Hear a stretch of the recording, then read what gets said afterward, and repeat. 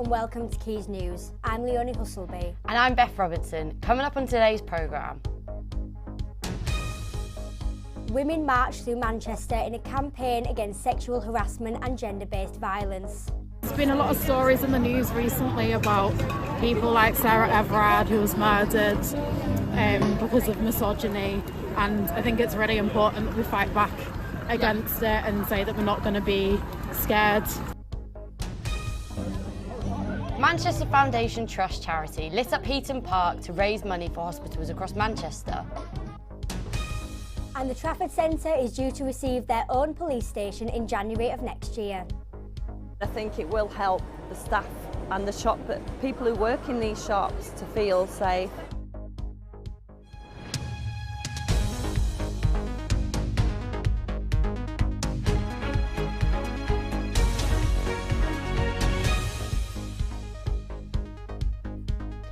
Four members of the public have been removed from the COVID inquiry this afternoon after heckling ex-Prime Minister Boris Johnson. Mr Johnson has apologised for the loss and suffering people endured during the pandemic, but defended his decision to not chair the Cobra meetings on COVID-19 in 2020. He has admitted that he should have agreed to cancel mass gatherings and should not have shaken hands with patients in March 2020.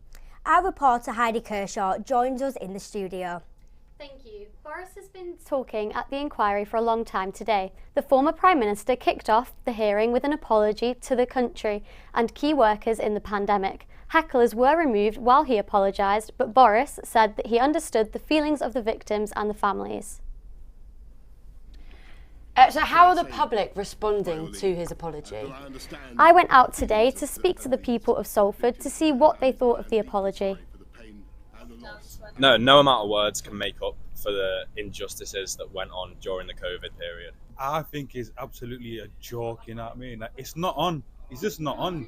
You know what I mean? He's just he had no emotion. Not useful in the slightest. Yeah, it's yeah. all on good after the fact, mate. I think it was better that he never even had an apology, you know what I mean? He's just atrocious. It's not on.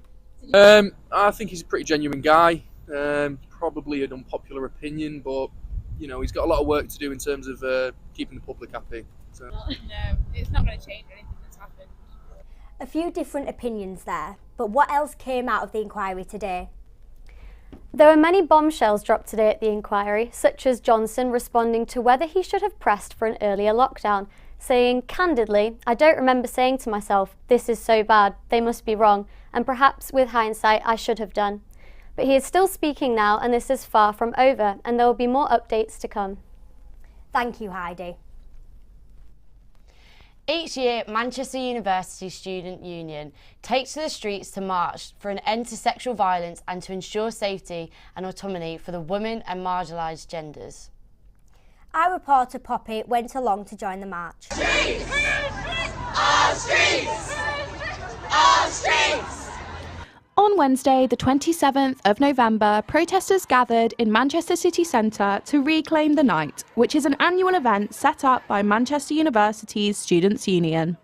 The first Reclaim the Night protest took place in Leeds on the 12th of November 1977.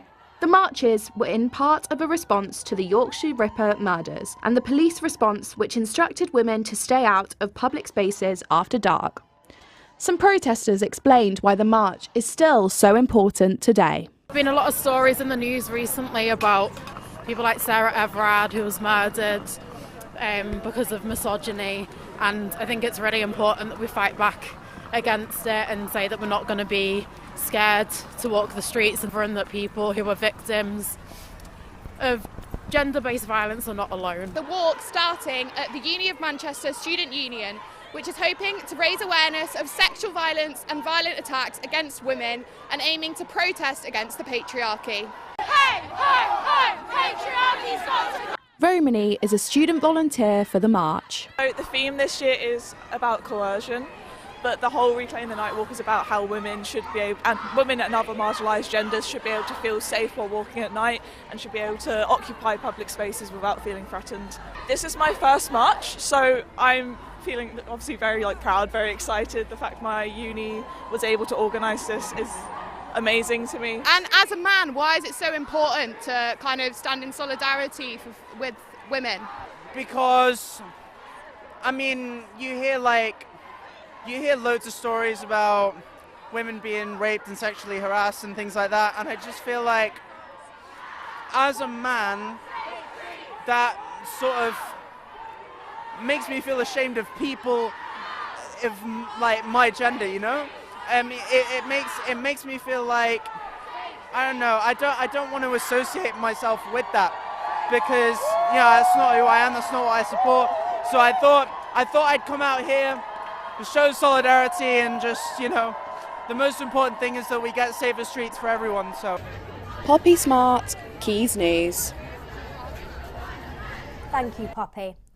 If you've been affected by anything in this story, please contact rapecrisis.org. Following a large increase in crime over the last few months, the Trafford Centre is set to receive their own police station in the new year. Our reporter Courtney Holder joins us in the studio to tell us more about it. Hi guys, so that is correct. There is going to be a new police station situated directly in the Trafford Centre from January 2024. This comes after there's been a number of serious arrests made over the past few months, including groups of people bringing in dangerous weapons into the shopping centre. The team that's going to be based there consists of 8 officers. They will have 1 sergeant, 1 inspector and 6 constables on site. And the new office is going to be made accessible to the public so that they can report any crimes immediately to those officers. So what is the aim for this operation? Well, the aim is the hope that their presence is going to deter antisocial behaviour and crime, but it's also to help keep the visitors safe and employees safe. They're working in a dangerous environment where there might be criminals, so having that kind of presence there of the police is going to keep them safe. The Centre Director for the Trafford Centre, Simon Layton, gave the following statement. He said the introduction of a full on-site police team reflects our commitment to providing a secure and welcoming environment for our visitors and retailers, while strengthening our ongoing relationship with Greater Manchester Police. So what's the reaction from the public been like? Well, the reaction so far has been overwhelmingly positive. I actually went down to the Trafford Centre today and spoke to a number of shoppers and employees, and here's what they had to say. It has got worse over the past couple of years in terms of kind of theft. I think it's a good thing that it's finally happening. I think a police presence can only help make store owners feel more comfortable. It will help the staff and the people who work in these shops to feel safe. My daughter used to work here years ago, and I used to be scared of her leaving at like 10:30 at night, because they used to get some undesirables hanging about as well. So yeah, I think it'd be great. Now, of course, we know that Christmas is a busy time of year at the Trafford Centre. It's going to have a lot of shoppers there, and we do want to make the public aware that there is going to be police officers stationed there until the official opening of that office in January 2024. Thank you, Courtney. A luxury Paris fashion house, Chanel, has transformed Thomas Street in Manchester into a catwalk for his Métiers d'Art fashion show. All the surrounding areas of Thomas Street and High Street will be closed off in order to make way for the show, including bars and shops. However, the millstone on Thomas Street has refused to close. But why have they chosen to stay open? Cara Ostick reports. The preparations for the show began over a week ago when local shops were asked to close to allow the building of the runway set. It is assumed that all businesses in Northern Quarter that were required to close were paid a compensation fee for the loss of trading during the week. Although, with the ongoing cost of living crisis, can businesses cope with the disruption of the fashion show, or is it a huge inconvenience for the locals of Manchester? Some of them bars make like 10 grand a night. They're paying them a decent amount, and but I don't think it's going to probably be enough to cover the loss of what they're going to have. Here in Manchester on High Street, the public are starting to gather, eager to see what's going on behind the fences. The Northern Quarter is expecting to host celebrities such as the Kardashian clan and Margot Robbie. It's good for the visibility of Manchester.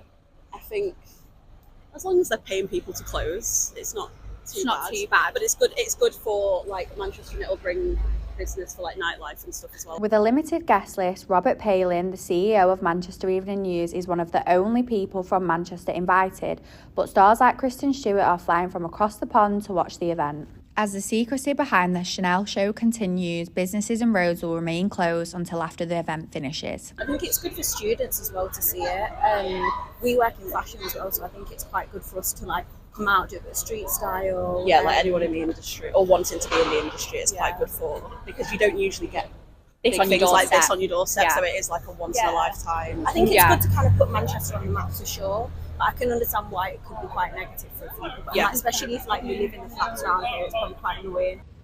Cara Ostick, Manchester, Quays News.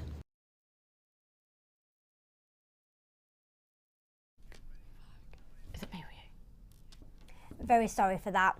As the weather gets colder and the days grow shorter, Manchester Foundation Trust charity lit up the skies for charity. People were encouraged to join in the lantern walk around Heaton Park to raise money for their chosen hospital.